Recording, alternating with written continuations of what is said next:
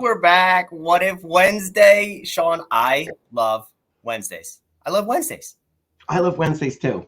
What if Wednesdays are awesome? What if Wednesdays are awesome? Here's why I love What If Wednesdays. Because after this is the Inner Circle preview show. We get to jump in to the Inner Circle, our business accelerator mastermind, and we get to make people cry. We get to make people laugh. We get to have ahas. We get to help people grow their businesses. What is better than doing that on a Wednesday? It's a good cry. It's a good cry. It's not an ugly cry. It's a good cry for good reasons. Like, oh, I feel you.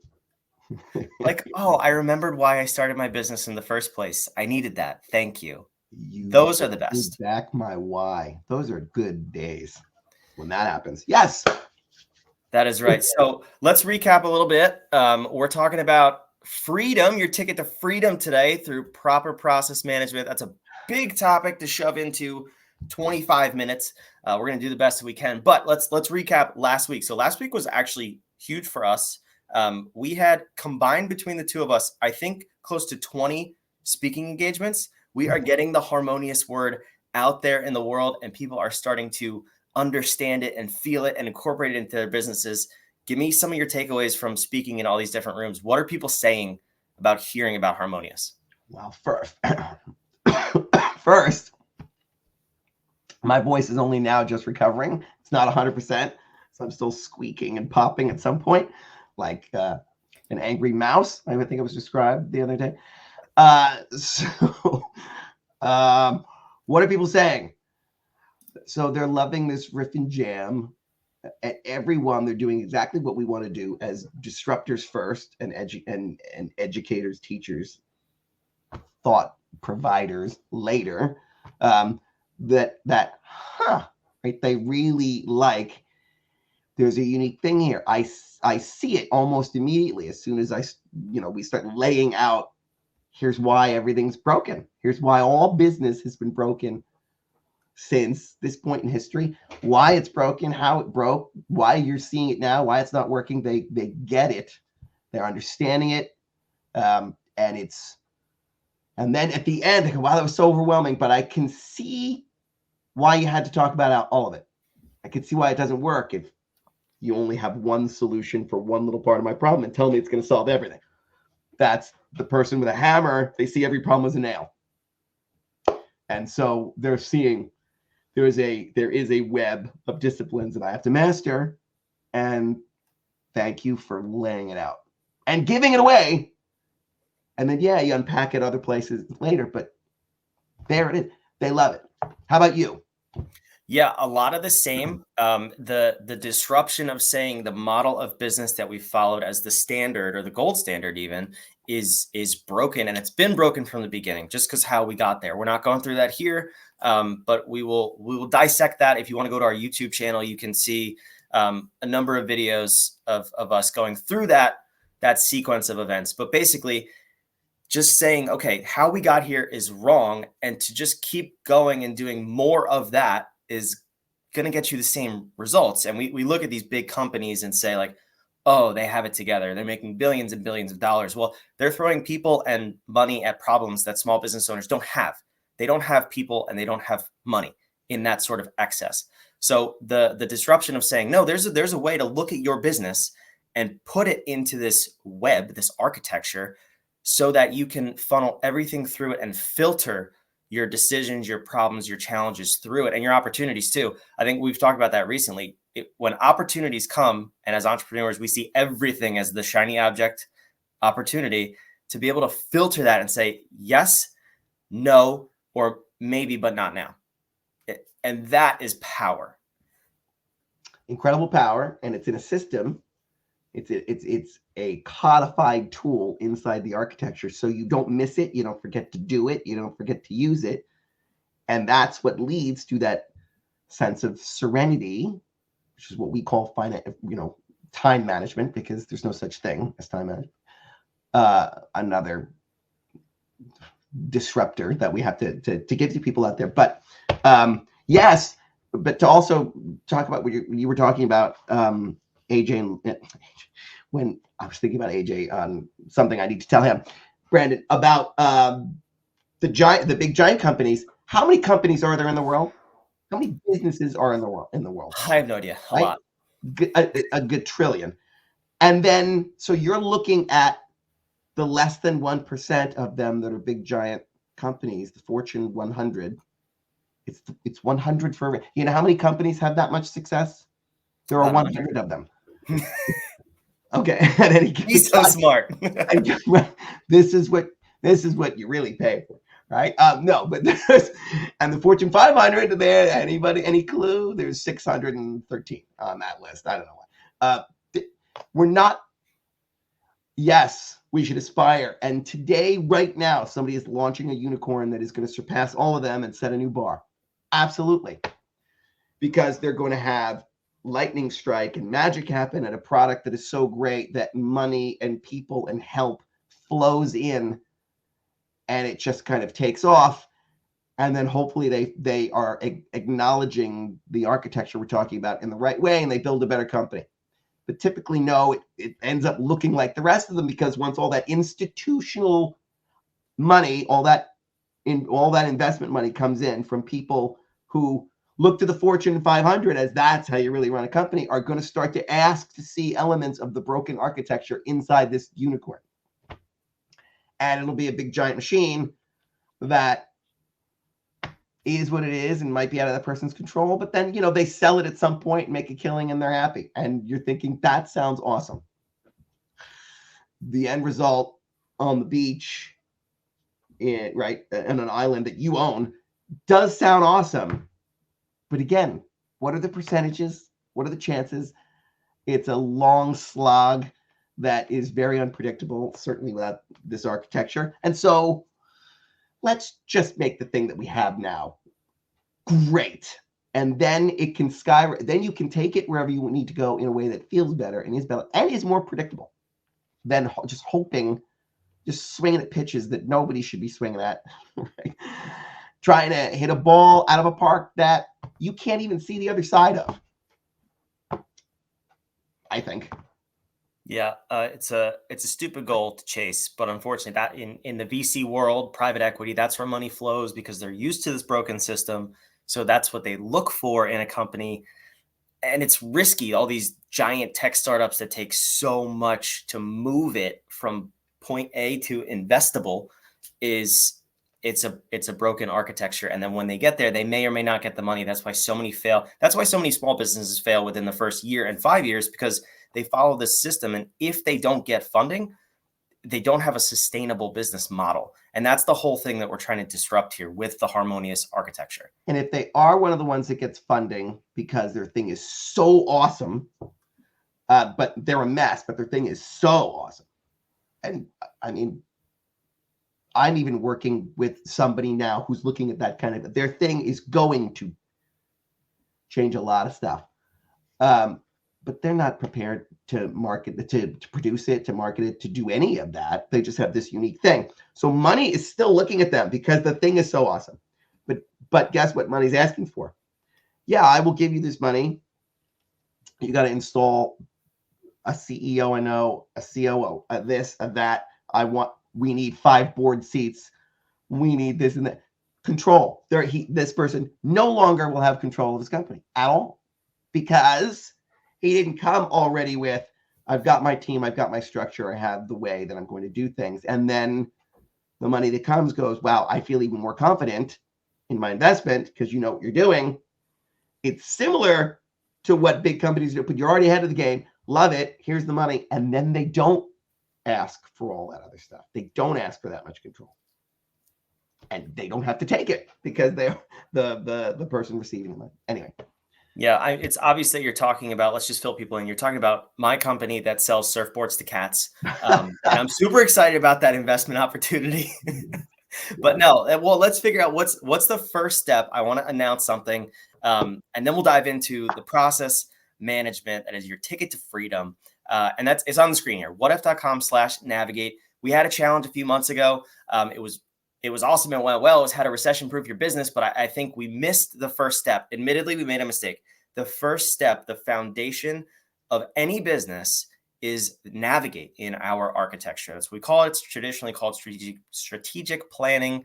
But those words, clearly I can't even say, and they're boring, and it leaves Nobody a can. funny Nobody taste can. in your mouth. Who wants to strategic plan? And I love your take on strategic planning with the guy in the Lamborghini. Tell me what you say about strategic planning. Well, it depends on where you're talking about this, right? Big institutional business has their Nah, own screw them. problem with strategic planning. So I'm not talking about that. No, I'm not even talking this. I'm talking about the smaller companies where now you've got, my strategic planning is it's the guy leaning on the Lamborghini. He goes, "I'm going to make it rain, bro." And he's got the money gun. Like, because I've been in masterminds and where you have those kinds of small businesses. They're all in marketing somehow. They're managing your Facebook ads, whatever. And their strategic plan is, I made this much this year, so next year I'm going to make double.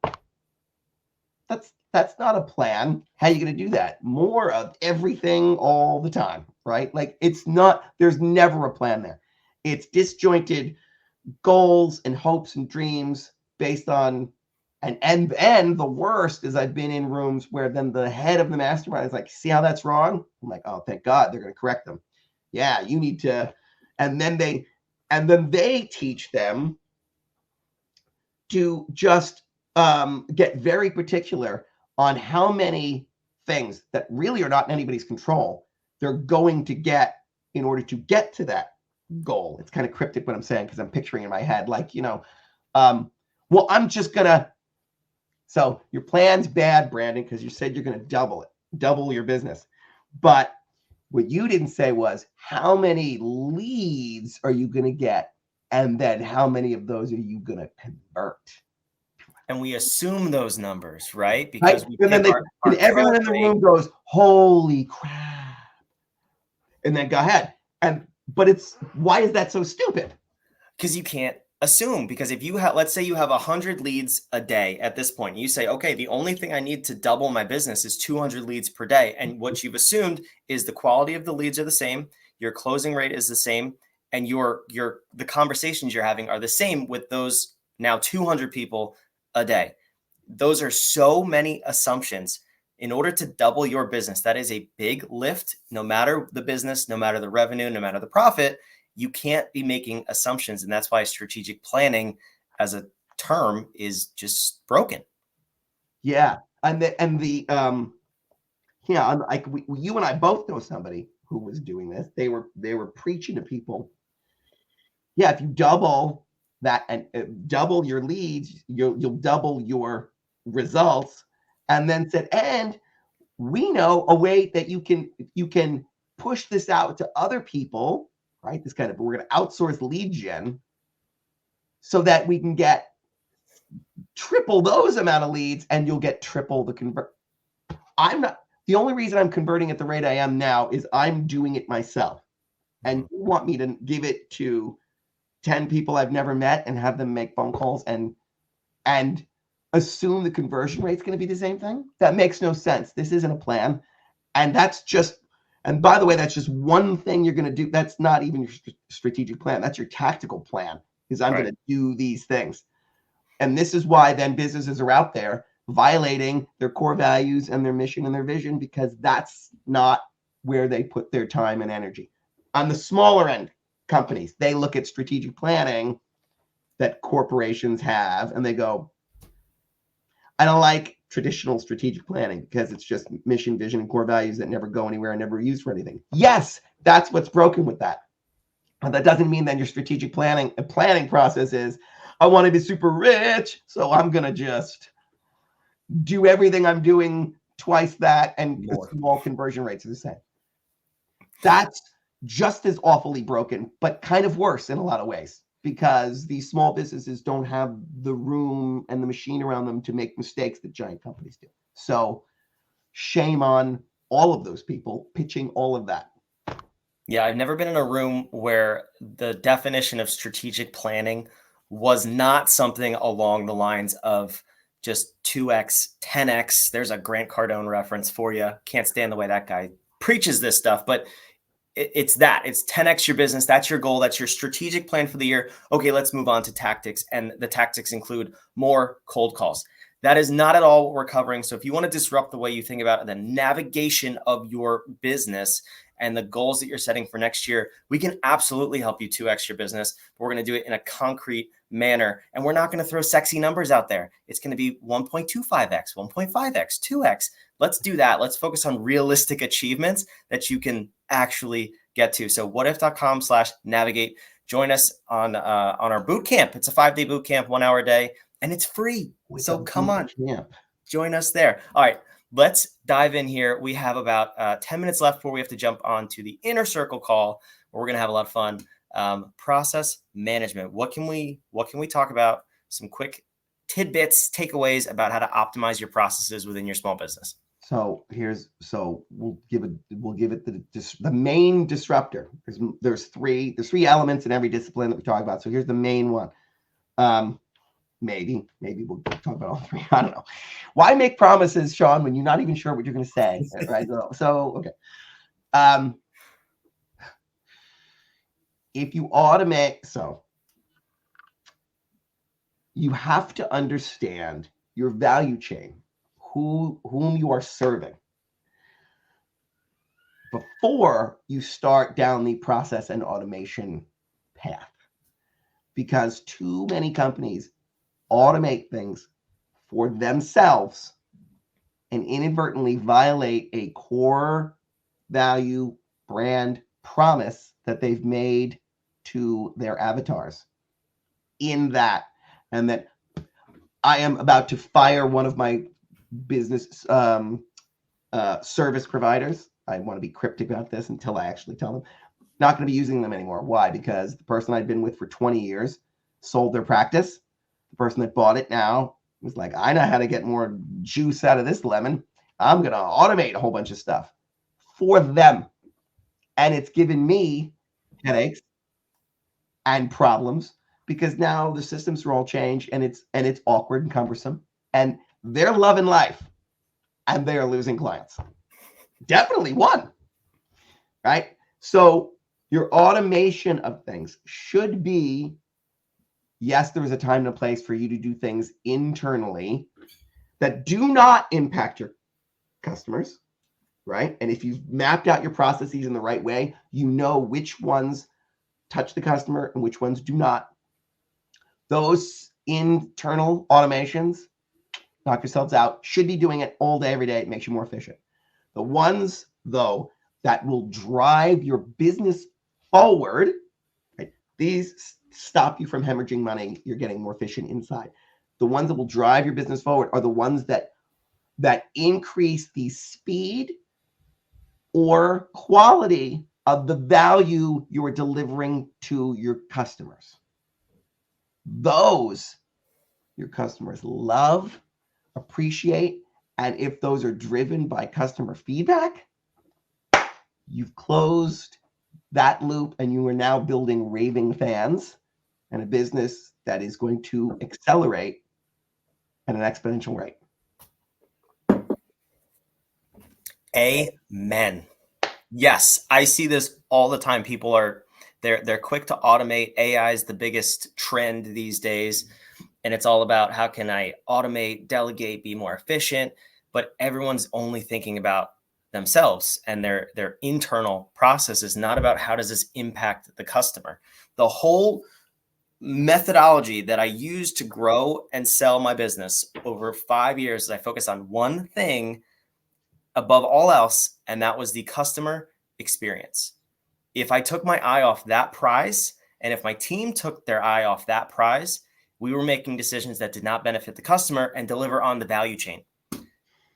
And that is why it's so important to focus on where you're putting your efforts. Yes. Amen. Amen. Amen. Let's get in the room and rip the head off something. Let's do it. What time is it?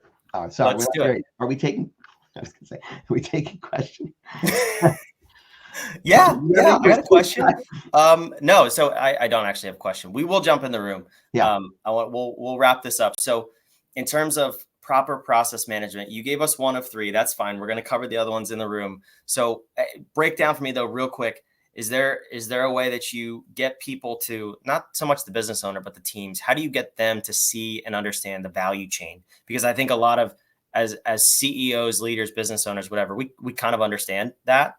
When you go down a level, and especially in a small business, that's not really talked about. So what's a tip to get your team to see your value chain as a company?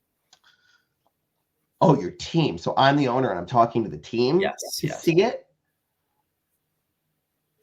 Well, how I typically like to train that is to use actual examples of service providers that they use, and to think about what it must be like to deliver that, to say, let's look at a company and break apart how that happens.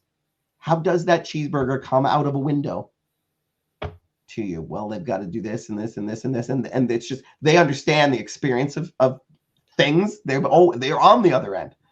And then give them examples. And doesn't it piss you off when they do this? Yeah. What gives? Okay. Guess what? You are now inside the walls of a service provider. Oh, yeah.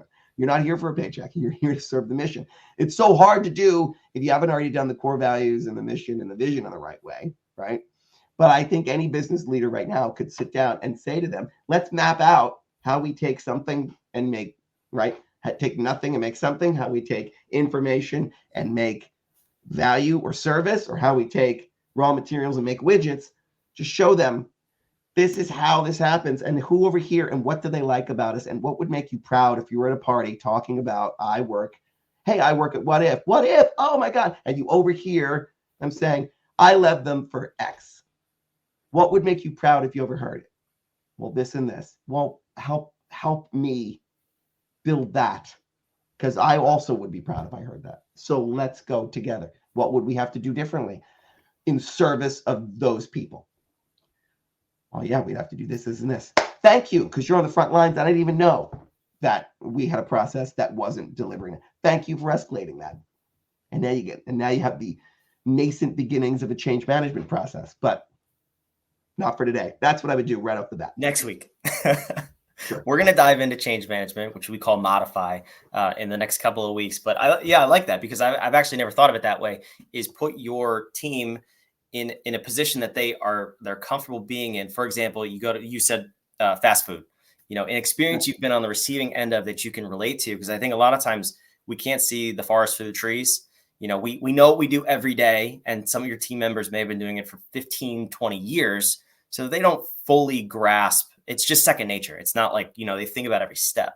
And if they're not customer facing, yes, then they just know, I hate when senior management does this, and I hate when these other people overdo it. Now, as part of what we do is we talk about taking those people and having them understand that there is also an internal value chain that is operating.